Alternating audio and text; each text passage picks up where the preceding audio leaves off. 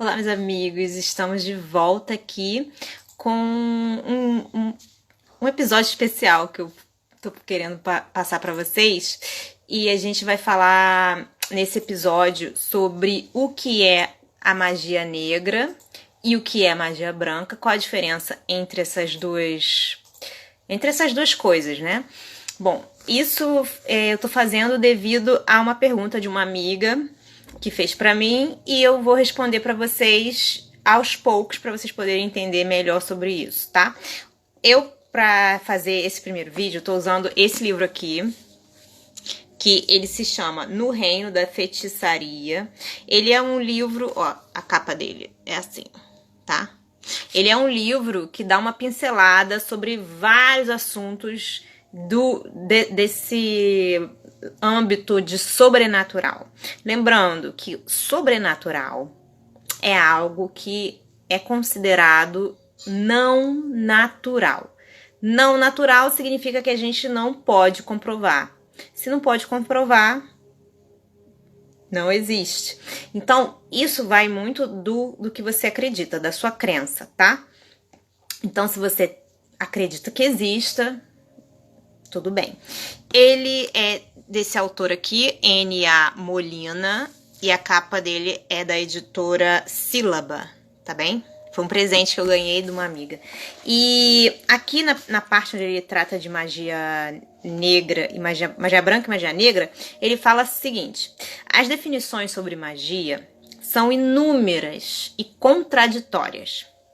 Para a Igreja Católica, a magia é a arte de produzir fenômenos sobrenaturais mediante a intervenção dos demônios. Então a Igreja, ela acha que a magia é algo que é completamente contra o dogma da Igreja, tá? É uma coisa apócrifa, uma coisa ruim.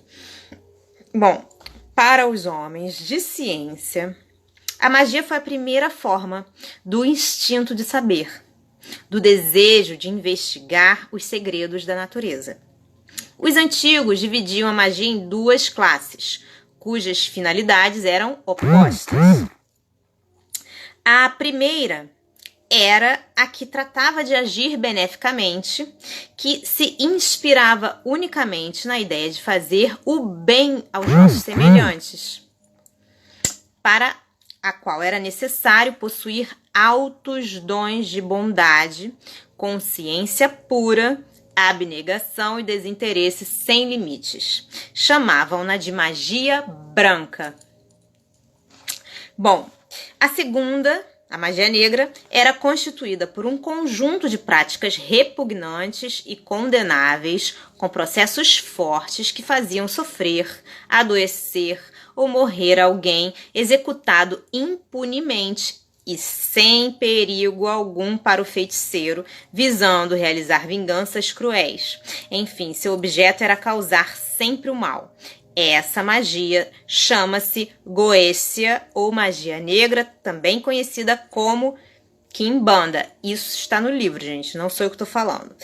Agripa, o Magister Doctissimus, autor da famosíssima obra intitulada De Occulta Philosophia, diz: a magia era considerada pelos sábios da antiguidade como sendo a mais alta expressão da sabedoria, porém alguns falsos filósofos e inimigos da mesma a desfiguraram completamente. Resta hoje dessa sublime ciência apenas um conjunto de fórmulas para envenenar-se e ter sonhos eróticos ou visões aterradoras. Da magia cerimonial, ele coloca cerimonial entre aspas, nada mais resta senão uma aglomeração de conselhos e prescrições para pôr-se em relação com os espíritos inferiores. Por isso, sempre combaterei a falsa magia, através do que o homem tem de mais sagrado, pode elevar-se até a verdade ao próprio Deus, que é precisamente o objeto da verdadeira magia. Para tanto, é necessário compreender que existe uma única magia, a sabedoria integral das iniciações, una em essência e múltipla na forma. Essa ciência representa a magia dos antigos, tudo mais é feitiçaria. A magia nos ensina a colocar a alma em harmonia com os outros elementos da natureza e, às vezes, com o todo. Para isso é necessário uma força enorme, que é a vontade, pois através dela podemos realizar coisas tão incompreensíveis que os ignorantes as tomarão por milagres. Schopenhauer, o insigne filósofo alemão, ocupou-se extensamente da magia e das ciências ocultas de forma geral. Eis a sua opinião sobre magia ocultista. A magia de outrora era uma famosa arte secreta, de cuja realidade estiveram convencidos em todos os tempos, não só os tão duramente perseguidos nos primeiros séculos da era cristã, como também outros povos de toda a terra, sem excetuar os povos selvagens. Sobre sua perniciosa aplicação, impuseram a pena de morte às 12 tábuas dos romanos, aos livros de Moisés e até Platão no livro 1/10 de suas leis. Era tomada muito a sério até a época romana. Prova-o a bela defesa judicial de Apuleio contra as acusações de feiticeiro, entre parênteses, oratio de magia, que lhe fizeram ameaçando-lhe a vida. Nessa defesa, Apuleio se esforça por livrar-se de tal acusação, sem negar a realidade da magia. O século XVIII é o único na Europa que constitui exceção a essa crença, com o propósito de fechar para sempre a porta aos cruéis processos contra as feiticeiras. Becker, Tomásios, Évora e alguns outros afirmaram as impossibilidades da magia. O povo nunca deixou de crer na magia, nem mesmo na Inglaterra, França ou Itália, cujas leis ilustradas defendem uma inquebrantável incredulidade, à maneira de Santo Tomás, né, ou de São Tomás, sem confessar que há no céu e na terra mais coisas do que pode sonhar a vã filosofia. E aí ele abre parênteses. Na história da magia, abre aspas, desculpem, na história da magia escrita por Tiedemann, sob o título de Disputatio de Quaestione quae fuerit in artium magicarum oridio, Marby, 1787, obra premiada pela Academia de Gotinga. Fica-se assombrado pela perseverança com que, apesar de tantos contratempos, a humanidade se preocupou com a magia em todos os tempos e lugares, deduzindo-se daí que deve haver para isso uma razão profunda na natureza humana, se é que não nas coisas em geral, porquanto sem isso não haveria mais do que um capricho arbitrário. Embora os autores tenham pontos de vista diferentes, muitas vezes, ao definir a magia, não podemos desconhecer-lhe o pensamento fundamental. Em todos os tempos e em todos os povos, dominou a ideia de que, afora a arte de regular e produzir,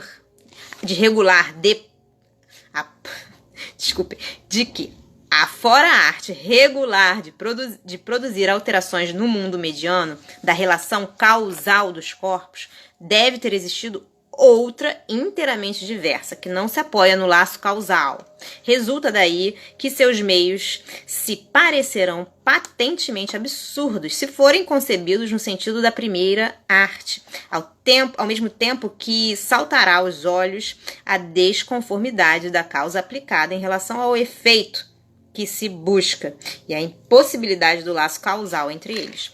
A única suposição que se fazia nesse caso era a de que, afora o laço externo, devido à relação física entre os fenômenos deste mundo, deveria existir outro, extensivo pela sua essência a todas as coisas, e também um laço subterrâneo, graças ao qual se poderia agir desde um ponto do mundo fenomenal imediato, sobre outro ponto qualquer dele, por uma relação metafísica.